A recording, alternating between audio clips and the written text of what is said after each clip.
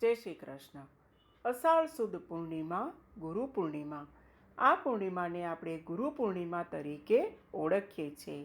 મહાભારતના રચયિતા વેદવ્યાસનો જન્મદિવસ પણ આ દિવસે થયો હોવાથી તેમના સન્માનમાં ગુરુ પૂર્ણિમાને આપણે વ્યાસ પૂર્ણિમા તરીકે પણ ઓળખીએ છીએ.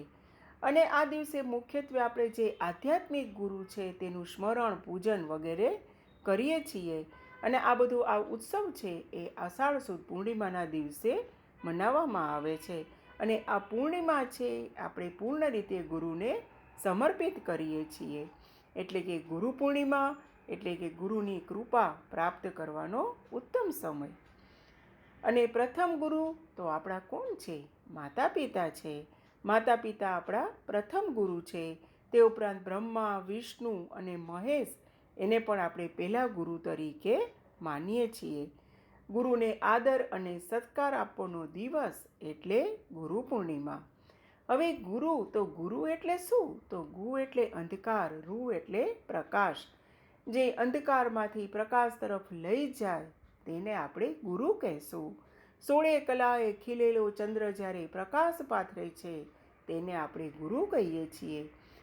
અને જૈન ધર્મોના મતે તો તે એવું કહે છે કે જ્યારે આપણે ગુરુને યાદ કરીએ તે જ આપણી ગુરુ પૂર્ણિમા છે.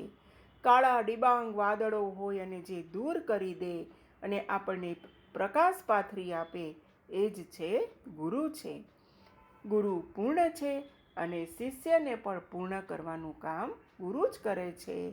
અને સાચો ગુરુ તો એવું વિચારે છે કે મારો શિષ્ય મારાથી પણ આગળ નીકળે એવું ગુરુ વિચારે છે.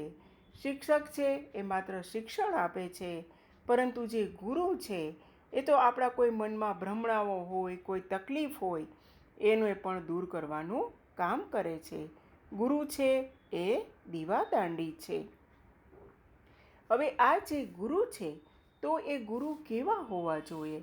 તો કે શ્રદ્ધા, વિવેક, સહનશીલતા, પરોપકાર, દીનતા, વિનમ્રતા, સાચી પ્રાર્થના એવા બધા જે ગુણો હોય તો તેને આપણે ગુરુ કહી શકાય.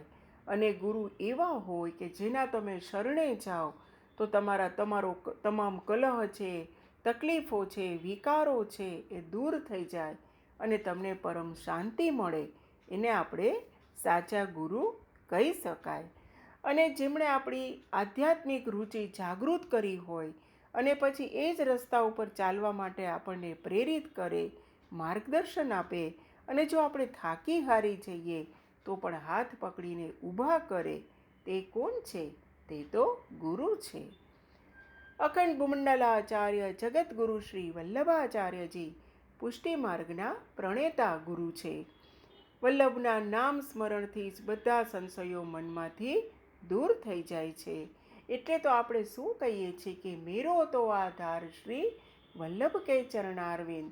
વલ્લભના ચરણ, વલ્લભ એટલે આપણા ગુરુ, આપણા આચાર્ય, સર્વસ્વ કોણ છે? મહાપ્રભુજી શ્રી વલ્લભાચાર્ય.